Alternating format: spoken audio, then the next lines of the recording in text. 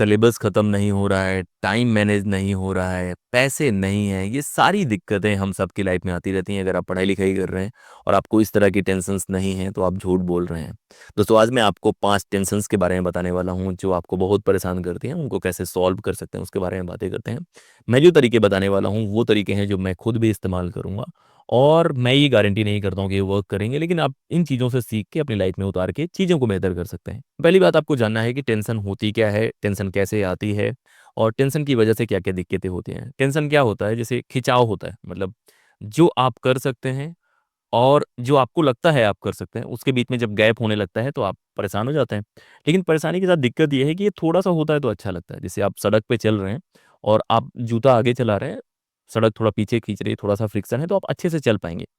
लेकिन अगर इतना फ्रिक्शन है कि आप आगे नहीं बढ़ पा रहे हैं तो दिक्कत है। तो टेंशन थोड़ी-सी होना इज़ गुड, क्योंकि अगर थोड़ी-सी टेंशन नहीं होगी तो आप पढ़ाई नहीं करेंगे, आपको मोटिवेशन नहीं मिलेगा, आपको डर नहीं लगेगा, आपको कुछ अचीवमेंट वाला फ़ील नहीं आएगा। तो थोड़ा स्ट्रेस, थोड़ा टेंशन ज़रूरी है, क्योंकि वो लाइफ़ में आपको आगे ले जाता है। लेकिन जैसे ही ये ज़्यादा हो जाता है, जैसे ही बढ़ जाता है, ये आपके काम को इम्पैक्ट करने लग जाता है। रीज़न ये है कि कोर्टिसॉल करके एक हार्मोन होता है, जो रिलीज़ होता है जब भी आप स्ट्रेस में होते हैं, और अगर आप पूरे टाइम स्ट्रेस में हैं, पूरे टाइम आप परेशान हैं, तो ये जो हार्मोन है, ये आपका मेमोरी फ़ॉर्म ही नहीं होने देगा। मतलब ये मेमोरी किलर होता है। जैसे जो एग्ज़ाम में जो चीज़ें आप पढ़ रहे हैं, उसको डिलीट करने वाला एक केमिकल टाइप होता है, कि जितना आप पढ़ेंगे वो डिलीट कर डालेगा, वो याद ही नहीं होने देगा अगर आप स्ट्रेस लेके करेंगे। तो इस वजह से इस प्रॉब्लम को सॉल्व करने की कोशिश करते हैं, और अगर आपको लगता है कि आप एक्सट्रीम केसेस में हैं, जहाँ पे ये चीज़ें आपसे हैंडल नहीं हो रही हैं, तो आप मेंटल हेल्थ पे ध्यान दें। जो भी थेरेपी है, जो भी डॉक्टर्स हैं, उनसे कंसल्ट करने की कोशिश करें। और हमेशा जब आपको लगे कि आप ये अपने से हैंडल नहीं कर पा रहे हैं, आपको ज़रूरत है, इसमें कुछ भी बुरा नहीं है। आप मेंटल हेल्थ के बारे में बात करें, वो सारी चीज़ें करें, लेकिन बेसिक्स कुछ चीज़ें होती हैं पढ़ाई-लिखाई के दौरान, जो हमको लगता है कि हम अपने से सॉल्व कर सकते हैं, और वो टेंशन कौन-सी है, उनके बारे में जानते हैं। पहली जो टेंशन होती है, वो सिलेबस ना खत्म करने के बारे में होती है, यार सिलेबस इतना बाकी है, और ये कांस्टेंट होती है। अगर आप यूपीएससी की तैयारी कर रहे हैं, यूजीसी नेट की तैयारी कर रहे हैं, आप जितना सिलेबस कवर करेंगे, बार-बार उसको लगेगा यार ये भी बाकी है, ये भी बाकी है, और जैसे-जैसे एग्ज़ाम नज़दीक आता जाता है, आपको हर बार लगेगा यार ये भी है, वो पूरे टाइम बना रहता है।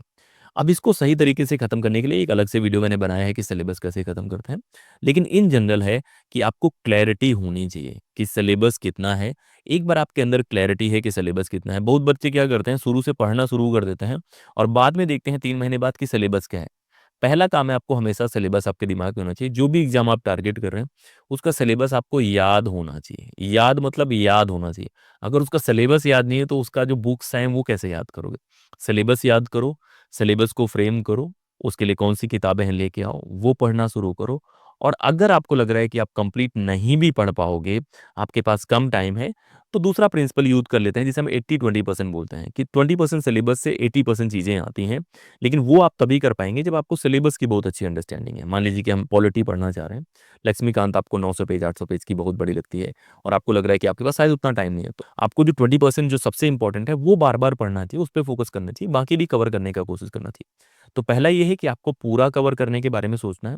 अगर आप पूरा नहीं भी कवर कर सकते, तो कोशिश करो कि जो हाई यील्डिंग टॉपिक है, जहाँ पे बहुत ज़्यादा स्कोरिंग मार्क्स मिलते हैं, वो तैयार करने की कोशिश करो। टाइम बचता है तो दूसरा तैयार करने की कोशिश करो। और इसमें एक सिंपल सी चीज़ मैं आपको बोलता हूँ कि एक दिन में सिलेबस खत्म नहीं होता। अगर आपको लग रहा है कि आपने साल भर में सिलेबस खत्म नहीं किया और केवल 5 दिन में सिलेबस खत्म कर लेंगे, तो ये नहीं होने वाला। तो टेंशन लेने की वो ज़रूरत नहीं है। आपने ऑलरेडी प्लान कर रखा था कि आप 80% ही पढ़ेंगे, तो उसको टेंशन लेने की ज़रूरत नहीं है। लेकिन अगर आपको खत्म करना है, स्मॉल स्टेप जो होता है ना, छोटा-छोटा स्टेप, वो हमेशा सिलेबस खत्म करने में काम आता है। अगर आप पहाड़ चढ़ रहे हैं, ट्रेकिंग कर रहे हैं, जैसे लास्ट ईयर मैं केदारनाथ ट्रेक पे गया था, और वहाँ पे लगभग 20 किलोमीटर आपको चलना पड़ता है। तो सुबह 6 बजे से हम लोग गए, फिर शाम को 6-7 बजे पहुँचे हैं। अगर मैं हर 1 घंटे बाद सोचता कि मैं क्यों नहीं पहुँच गया हूँ, तो मैं नहीं पहुँच पाऊँगा।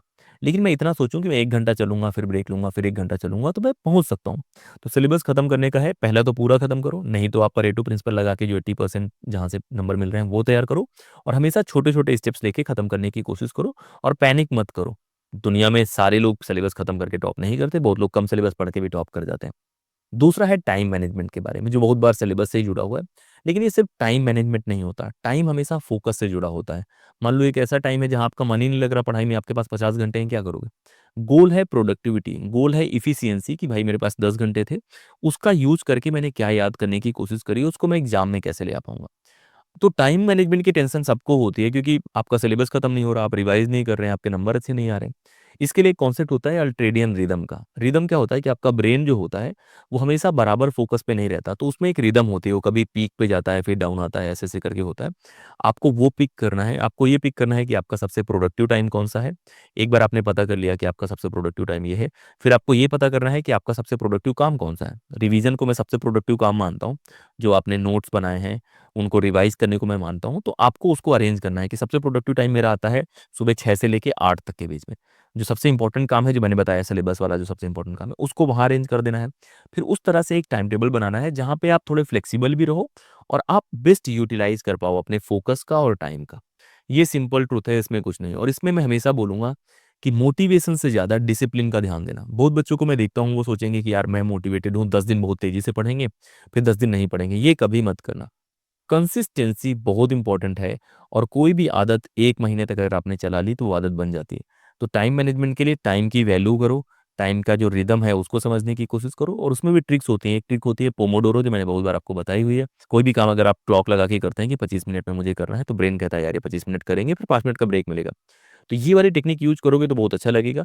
तो टाइम मैनेजमेंट को भी थोड़ा फ़नी बनाओ, थोड़ा फ्लेक्सिबल रखो, और अपने माइंड को क्लियर करो कि कौन-कौन से टास्क हैं, किस समय करने हैं, और अगर आप ये कर पाते हैं तो आप बहुत बेहतर कर पाएँगे।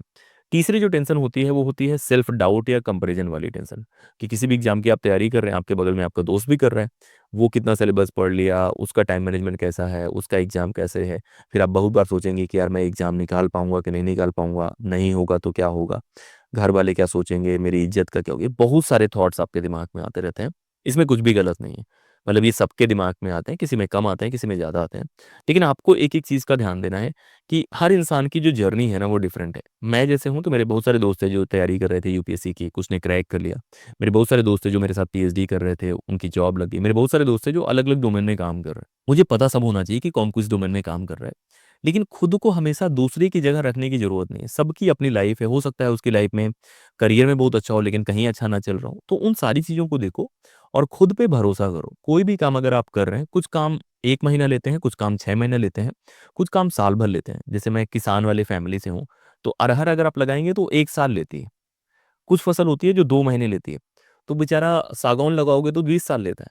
तो सागौन बाद में महँगा हो जाता है। अब सागौन जिसने लगाया है सोचिए यार बताओ, हर महीने ये लोग काट रहे हैं, वो कर रहे हैं, तो ऐसे नहीं होता। आपकी जर्नी अलग है, आपकी फैमिली अलग है, आपकी कंडीशन अलग है। उसके हिसाब से कस्टमाइज़ करने की कोशिश करो, प्लान करने की कोशिश करो, मेहनत करो। मैं मेहनत करने से नहीं बोलता कि आप हार्ड वर्क मत करो, स्मार्ट वर्क मत करो, वो सारी चीज़ें करो, लेकिन पूरे टाइम कंपेयर करने से ना तो आपका बेटरमेंट होगा कुछ, आप सीख सकते हैं। मान लो कि आप मेरे साथ तैयारी कर रहे हो, आपको लगता है कि सनी भैया सुबह-सुबह उठते हैं, तो आप फॉलो कर सकते हैं, आपको लग रहा है एफिशिएंट है। किसी इंसान की आदत आपको अच्छी लगती है, उसकी हैंडराइटिंग है, कैसे लिखता है, आप फॉलो कर सकते हैं।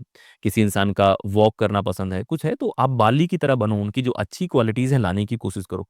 लेकिन पूरे टाइम कंपेयर मत करो कि यार ये तो ऐसे कर रहा है, वो कर रहा है, क्योंकि वो सेल्फ डाउट क्रिएट करता है। तो थोड़ा-सा एक्सेप्ट करो खुद को। आप यूनिक हो, आप बाकियों से अलग हो, और आप जिस तरह यूनिक हो, उस तरह बाकी लोग भी यूनिक हैं। किसी को नीचा दिखाने के लिए आप यूनिक नहीं है कि यार ये तो कुछ है ही नहीं। तो कंपेयर वाले ज़ोन में बहुत ज़्यादा जाने की ज़रूरत नहीं, क्योंकि कंपेयर करने से कुछ फ़ायदा होता नहीं है। केवल आप सीख सकते हैं, अगर आप कंपेयर करने का गुण है सीखना, तो वो सीख लो। चौथा जो टेंशन होता है, वो होता है पैसे का या रिसोर्स का टेंशन। अब जो बच्चे तैयारी कर रहे हैं मुखर्जी नगर, ओआरएन, बहुत पैसे लगते हैं। ओआरएन में लगभग 20 से 25,000 रुपए महीने लग जाते हैं। मुखर्जी नगर में लगभग 15,000 रुपए लग जाते हैं। दिल्ली में कहीं भी लगते हैं। इलाहाबाद में लगभग 10,000 लग जाएँगे। तो ये इतने पैसे का टेंशन जो है, आपके पेरेंट्स कितनी मेहनत से ला के दे रहे हैं पैसे, बाकी जगह से, इसको भी थोड़ा-सा मिनिमाइज़ करने की कोशिश करो। मिनिमाइज़ है पहला तो कि आपको खर्चे मिनिमाइज़ करने चाहिए। मैं बहुत सारे बच्चों को देखता हूँ, उनके खर्चे ही अनलिमिटेड हैं। मतलब आप पढ़ाई ही कर रहे हो, आप मॉडलिंग तो कर नहीं रहे हो कि आपको हर दिन कुछ ना कुछ नया चाहिए। वो लिमिट करने की कोशिश करो। कम पैसे में रहना कोई गुनाह नहीं है। ये मैनेजमेंट दिखाता है, रिसोर्स ऑप्टिमाइज़ेशन दिखाता है। पहला चैप्टर होता है इकोनॉमिक्स में। बहुत बच्चों को ऐसा लगता है कि नहीं यार उड़ाना है। वो पैसे उड़ाने की बात नहीं है, वो है आप कितना दिमाग लगाते हो। ये शर्ट मुझे लेनी है और ये शर्ट कभी 3,000 की मिलेगी, 3,500 की मिलेगी, लेकिन एक वक़्त होगा जब ये 1500 की भी मिल सकती है। तो क्यों ना मैं इसको तब खरीदूँ जब ये मुझे 1500 की मिलेगी। तो ये थोड़ी मुझे साबित कर देगा कि मैंने 1500 का खरीद लिया तो ये शर्ट बदल गया। जब मैं इसको 1500 का खरीदूँगा तब भी उतना ही रहेगा, जब 3000 खरीदूँगा तब भी उतना रहेगा।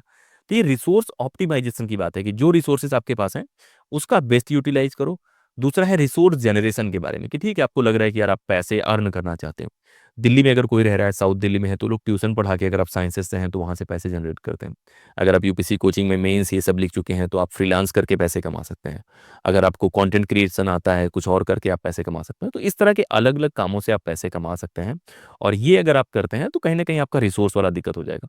एक काम और है कि बहुत बच्चों को मैं देखता हूँ कि वो पढ़ाई-लिखाई कर रहे होते हैं, उनके अंदर भूत सवार हो जाता है कि भाई मुझे इंडिपेंडेंट बनना है। इंडिपेंडेंट बनने में कोई दिक्कत नहीं, लेकिन ये जो भूत है इसको थोड़ा समझने की कोशिश करो कि आप इंडिपेंडेंट बनने के चक्कर में आप यहाँ पढ़ाई करने आए हो। आप चाह रहे हो कि आपका एग्ज़ाम निकले, आपके पास 10 घंटे हैं, उसमें से 4 जो पीक का टाइम है, वो आपने ₹5000 ₹10,000 जनरेट करने में लगा दिया, जो आपके घर वाले 1 घंटे में जनरेट कर देते हैं, लेकिन आपको इंडिपेंडेंट का भूत सवार है। आप कहोगे घर वालों से पैसे नहीं लेंगे, ये ताव वाले काम नहीं, ये स्ट्रैटेजिक काम है भाई। आप वो 4 घंटे लगा के आप एग्ज़ाम निकाल सकते हैं, तो एग्ज़ाम पे फ़ोकस करो यार। घर वालों से ऐसा थोड़ी है कि घर वाले पैसे दे रहे हैं तो कोई बहुत बड़ा एहसान कर दे रहे हैं। वो भी अपने बच्चों को ग्रो करते देखना चाहते हैं। बस ये देखो कि बहुत मुश्किल से नहीं देख रहे हैं। अगर वो आसानी से आपको पैसा दे पा रहे हैं, तो इसमें बहुत ताव नहीं लेना। भाई वो रिसोर्सेज़ एक-दूसरे के लिए हैं। कल आप जॉब करेंगे तो उनकी मदद करेंगे।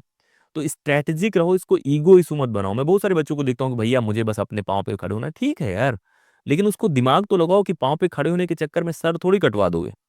तो आप धीरे-धीरे करके प्लान करो, ईगो इश्यू मत बनाओ। ईगो फैमिली में लगाने की ज़रूरत नहीं भाई, वो आपका परिवार है। वो लोग आपको पसंद करते हैं, आपके सपनों पे यकीन करते हैं, तो उस तरह से मैनेज करने की कोशिश करो। अगर आपको लगता है कि फैमिली मैनेज नहीं कर पा रही, तब आप कमाओ, सारी मेहनत करो, उसमें गलत नहीं। लेकिन अपने ईगो की वजह से वो सब करने की ज़रूरत नहीं, नुकसान हो जाएगा। 5वां जो टेंशन है, वो है फेल करने का टेंशन। अब ये बहुत खतरनाक टेंशन है, जिस भी एग्ज़ाम की हम तैयारी कर रहे होते हैं। देखो रियलिटी ये है कि 90% 95% लोग उस एग्ज़ाम में फेल करेंगे। अब ये है कि आप 5% में रहना चाहते हैं कि 95% में रहना चाहते हैं, लेकिन डर लगना चाहिए। अगर मैं बोलूँगा कि मैं किसी एग्ज़ाम की तैयारी कर रहा हूँ, कोई काम कर रहा हूँ, मुझे डर नहीं लग रहा, तो मैं झूठ बोल रहा हूँ। मैं यूट्यूब चलाता हूँ, मैं बहुत सारी चीज़ें दाँव पे लगा के ये काम कर रहा हूँ, तो मुझे भी डर लगता है। अगर मैं बोलूँ कि नहीं यार मुझे डर ही नहीं लगता, मैं तो एकदम बिंदास करता हूँ, झूठ बात है ये। लेकिन उस डर को कैसे टैकल करना है और उस डर के लिए आप तैयार कैसे हुए? अगर आप यूपीएससी की तैयारी कर रहे हैं, तो आप एसएससी की क्यों नहीं कर रहे थे? किसी ऐसी चीज़ की क्यों नहीं कर रहे थे जो थोड़ा-सा आसान हो जाता? टीचर क्यों नहीं बनना चाहते थे? तो आपने जब रास्ता चुना है ना कि ये वाला रास्ता मैं करूँगा यार, मैं पीएचडी जाना चाहता हूँ, मैं सिर्फ टेट नहीं करना चाहता हूँ। तो आपने ऑलरेडी डेयरिंग वाला काम करा हुआ है, तो आपको डर भी है, लेकिन वो मज़ा भी है। तो उसको मज़े के तौर पे देखो, थोड़ा ग्रोथ माइंडसेट लाने की कोशिश करो कि यार चैलेंजेज़ आएँगे, अपॉर्च्युनिटीज़ आएँगी, तो चैलेंजेज़ जो भी आ रहे हैं, उनको एक मौके के तौर पे देखो कि यार यहाँ आप साबित कर सकते हो और डर नेचुरल है। मतलब अगर कोई बोले कि उसको एग्ज़ाम देते समय डर नहीं लगता, यूपीएससी के प्रीलिम्स में बैठते समय डर नहीं लगता, तो वो नॉर्मल इंसान नहीं है, उससे थोड़ा दूर रहने की कोशिश करो। डर आप कंट्रोल कर सकते हैं और डर एक नेचुरल इमोशंस है क्योंकि हम सब बने ही ऐसे, इवॉल्व ऐसे हुए हैं। क्यूरियोसिटी हो गया, डर हो गया, तो इतना टेंशन लेने की ज़रूरत नहीं क्योंकि टेंशन कहीं न कहीं आपका टेंशन बढ़ा ही देगा। जितना आप टेंशन लेंगे वो साइकिल बन जाता है, टेंशन आते रहते हैं सिलेबस का, टाइम का, पैसे का और इन सब के बियॉन्ड भी एक टेंशन होती है रिलेशनशिप का। जब आप यंग होते हैं तो रिलेशनशिप में हैं, फैमिली के इमोशंस हैं, वो सारी चीज़ें हैं। आप फेल कर जाएँगे तो गर्लफ्रेंड का क्या होगा? फेल कर जाएँगे तो बॉयफ्रेंड का क्या होगा? फेल कर जाएँगे तो फैमिली का क्या होगा? यार इतना चीज़ सोच के फेल नहीं करना है। अगर फेल करना ही है तो कम लोड लेके फेल करना है। और एक सिंपल मैं बात बोलता हूँ कि जिन लोगों में फेल करने की काबिलियत नहीं है या फेल करने की हिम्मत नहीं है, वो पास करना भी बहुत बार डिज़र्व नहीं करते। चेस के गेम देखने की कोशिश करो, क्रिकेट देखने की कोशिश करो। अच्छा क्रिकेटर 10 में से 7 बार फेल होता है, 3 बार स्कोर करता है। तो 7 बार वो फेल कर रहा है भाई, तो आप फेल भी करोगे, लेकिन ये सारी चीज़ें करने के लिए आपको ट्राई करना पड़ेगा। तो ज़्यादा से ज़्यादा पढ़ने की कोशिश करो, रिसोर्स मैक्सिमाइज़ करने की कोशिश करो। जो भी नोट्स और सारी चीज़ें हम लाने की कोशिश कर रहे हैं, उसमें से जो ज़रूरत है आप वो ले सकते हैं। हम लोगों ने यूजीसी नेट पेपर 1 की नोट्स बनाई है, यूपीएससी एसए का कोर्स लॉन्च करा है, पब्लिक स्पीकिंग का कोर्स लॉन्च करा है। ज़्यादातर कोर्सेज़ मैं ही पढ़ाऊँगा और हम लोग टीम बनाने की कोशिश कर रहे हैं। तो इसी तरह के वीडियोज़ आते रहेंगे। आपका काम है सब्सक्राइब करना, शेयर करना। इस वीडियो में इतना ही। नोट्स लेने की कोशिश करो, व्हाट्सएप पे मैसेज करो और ये सारी नोट्स आपको बहुत अच्छे तरीके से कंपाइल करी हुई मिलेंगी और भी नोट्स आप डिमांड कर सकते हैं कि भैया इस टॉपिक पे नोट्स आ जाए या सीसैट का पेपर है। हम लोग कुछ ना कुछ नया ट्राई करते रहेंगे। तो आपको कमेंट करके बताना है कि वीडियोज़ आपको कैसे लगते हैं। इस वीडियो में इतना ही। जय हिंद।